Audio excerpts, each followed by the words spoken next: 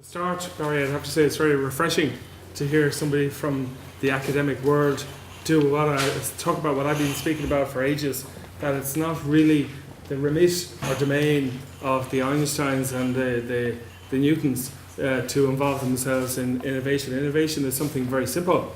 Innovation is something that I describe as a bit more than invention or creation.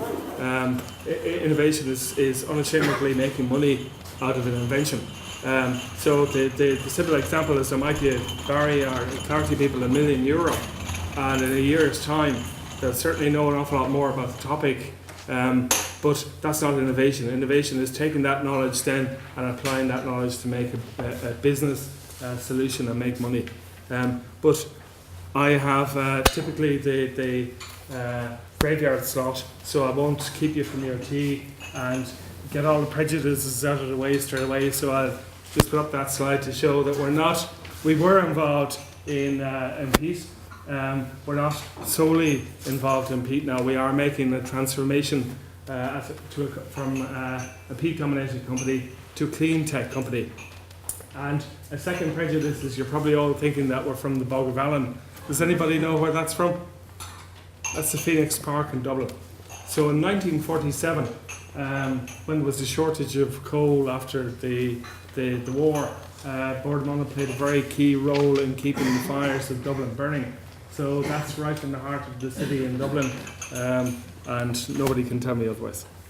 But we've moved on substantially from that, and maybe the best way of describing where we are, I'll get on to a case study in a second, a particular case study, but maybe we're quite a diverse company now, or we are, and really to demonstrate that, this is taken from the front of a company brochure.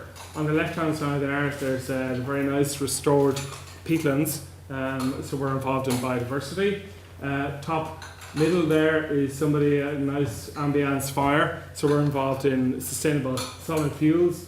The two little boys on the right there at the top, recycling bins. So some of you may know that we own the company AES, which collects 235,000 tonnes of waste a year. And to do something with waste, you have to have waste. So we collect bins, yes, we do collect bins, but we're looking at better ways of mining the beneficial aspects of waste, what people would have called waste. So we don't call things waste, we call it resource. So that business that we're involved in AES is called our resource recovery business.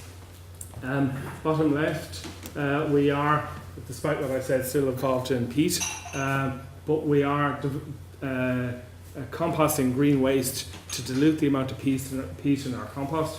That's in our horticultural business. Some of you may know that we have plans. I'm not so sure whether any of you are from the Midlands, but we do have land right up to where water is most plentiful, i.e. the Shannon in the country, and we have land right up to Dublin where water is most required. And our plan is to abstract sustainably water from the Shannon basin, bring it through the Midlands, treat it in the Midlands, and then pump it from there to the eastern counties that have water shortages. By all accounts, because of climate change, we'll have more water shortages as we go forward. We're also involved in wind farming, sustainable energy generation. So that shows the diversity. We're not just the boggers that maybe people thought we were.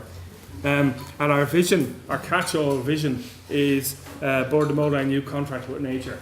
And in case you all are jumping to the conclusions that we're trying to turn into a woolly jumper, tree-hugging environmentalist, that's really saying that we'll do things more responsibly tomorrow than we did today, and better the day after than we did tomorrow. So it's an incremental improvement, and we are recognising that there is a commercial gain to be had in the sustainability, innovation through sustainability area. What I really want to talk about though is one collaboration. We are working quite substantially with many universities, Nova, Clarity, I see them here. We're working with UL, many of the ITs, and we currently have around about €2 million of research money out there within the colleges. We don't see that one size fits all. We have identified ourselves that UCD are good at certain things, UCC at other things. It's a pity that there isn't a national database which identifies, for the sake of people like myself, areas where you go for particular expertise. I have to work that out for ourselves. But in fairness, the IOTI, which is the governing body of the Institutes of Ireland, and to some extent the collaborations that are happening between Tyndall, DCU and UCD are beginning to work on things like that. But essentially, this one is the collaboration work we did in work with the NUIG people. And we do see the NUIG people as specialists in wastewater treatment, wastewater management. In all good research projects, you have to have a problem. And the problem, I hasten to add, I get crazy, I get upset when I hear this. Oh, well, okay, tell us the problem and we'll do a PhD on it. The PhD typically takes 3 or 4 years. The problem is gone, long gone, and the market opportunity is gone. So we like shorter term research projects, and that's why we like working with the Clarity people and the people in NUIG that don't necessarily say, well, okay, we'll come back to us in 3 years and we might have an answer. But essentially, this is from our environmental side of the house, and the problem was basically septic tanks. Septic tanks, there are 400,000 septic tanks in the country, and the septic tanks were, as we all know, malfunctioning and were contaminating groundwater. Nothing new about that, and about 20 years ago now at this stage, we believe, we came up with a solution, a patented peat-based system called PureFlow, which has been successful right throughout the world. In fact, we have offices in the UK and the US selling these products, but we have found that they have particular problems now that we needed to overcome. Basically, dirty water from the house in unsewered areas passes through a septic tank, partially treated, and then is pumped over peat, specialised peat, and bacteria grow on the peat, and all the contaminants, or 95% of them, are taken out before it gets to groundwater. So that led to a successful business for us, but and that's what it looks like. There are polyethylene containers filled with the peat. The effluent is sprayed over the top of the peat through distribution pipes. The problem with that was that it was quite big and generally aesthetically unpleasing in gardens. So we found that we were finding it more difficult as time progressed to compete with the other technologies that were out there. That's an example of when it gets to a little bit larger than a single house. It really began to be big and unwieldy at that stage. So we looked for a solution, and we looked for a solution with the NUIG people and without the NUIG people. And the solution was something like this, which is affectionately called an ATU, an aerobic treatment unit. And we developed one of those ourselves. NUIG were not involved, and we bought a company in the UK. And that overcame the aesthetic problem that we had, because all you have is the very top of the unit sticking out over the garden. All the innards are below the surface. So it worked pretty well in terms of aesthetics, but we found that the treatment efficiency that we were getting in the peat wasn't really mimicked in something like this. It overcame the aesthetic problem, but it didn't overcome the treatment problem. So we heard that the NUIG people, with Michael Rogers, Dr. Michael Rogers and Dr. Owen Clifford, have developed a technology called HFBR, Horizontal Flow Bioreactor. They already had it in concept, and in fact they had proven the concept in laboratory. We went down to them, and I won't keep this too long, this slide, because it'll make you dizzy. Essentially, wastewater come in the top, and the little balls are mimicking the movement of water. Goes down over a series of slides of trays and passes out through the bottom. The beauty of this is it's very, very simple, low energy consuming product. So I met the guys and we looked at it and we said, yes, we like that. And essentially we progressed into from a lab to a pilot stage. And this first slide here looks at it. It's simply a tank with a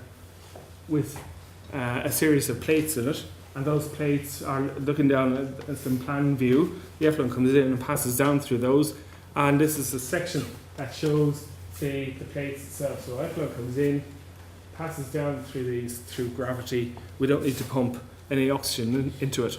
The guys went ahead and did a pilot scale trial with the assistance of Enterprise Ireland, but really then they were looking to commercialise it. So we came at that stage, and I'll talk in a second about how we dealt with the IP issue.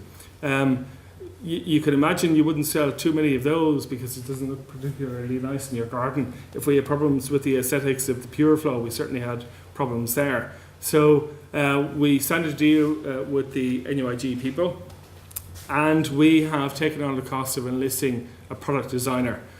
He has come on board, and essentially something that looks altogether nicer has now been developed. That's the tank in which we're going to house the treatment sheets. That's another shot of it. It's only about 1.5 metres high and 1.4 metres long. And the sheets, we've also sourced the sheets that the guys were using, the treatment sheets, were costing a serious amount of money, almost making it uneconomic to produce, and we've sourced them from somewhere else at this stage at a much cheaper price. Current status: distribution licensing agreement has been put in place between ourselves and NUIG. We have commercial territories identified. We have volume sales stipulated in the agreement.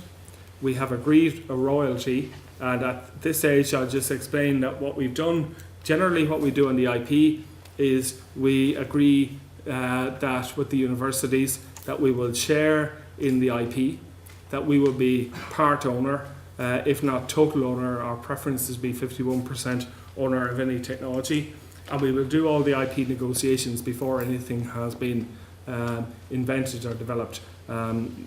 Therein is the issue that Sinead was talking about this morning on the CNC. If you wait until the end, there can be problems. But in this case, when we developed the relationship with the guys in NUIG, they already had it past the concept laboratory stage and heading towards the pilot stage. So to make things simpler, we decided to go with a licensing agreement. And the licensing agreement, the big issue there and stumbling block is a royalty. People always think that high royalties need to be paid because they have the next Facebook or some earth-shattering invention. It was, I'll have to say, in fairness to the NUIG people, quite easy to sit down and negotiate with them. They had a proven concept, but there was a lot of work between the black box pilot unit and something that could be sold on the marketplace. So we quantified the cost that we would have to spend, and we agreed on a royalty. The royalties generally, and it's a generalisation, people may disagree, but it's somewhere around about the low digits to around about 10%. And the royalty you agree on is commensurate with how close something is to the market. So if it's ready to go on the market, you'd be heading towards the 10%. If there's a lot of work to be done on it, you'd be heading towards the low single digits. And as I say, we've agreed a particular royalty, which I won't tell you about, with NUIG. We also have built in a review clause, so that after a period of 2 years, we sit down and review, and we see, are the guys making the royalties that they thought they'd make? Are we doing okay in our commercial territories identified? And have we reached the stipulated volume sales? We have also, so that's the first point there. The second thing in our current status is that the laboratory and pilot scales are completed, the patents have been granted, and the patents reside, the IP ownership resides totally with NUIG in this case. The product design engineer is currently preparing, based on the drawings I showed you, a prototype. And sites have been selected in Ireland and the UK for demonstration for putting in these units and developing of what we call USPs, unique selling propositions. Next step is we are going to complete the prototype development. In fact, tomorrow we have a meeting with the design engineer, so we should be pretty close. Then we're going to put the prototype testing unit in and demonstrate its efficacy. We're going to do what's called UAT, user acceptance testing. Then we're going to develop our story, our USPs around that.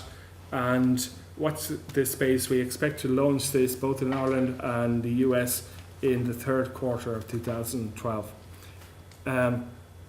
Last thing I want to do, and you just indulge me for a second on this, Dennis, it's totally unrelated to what I was just talking about.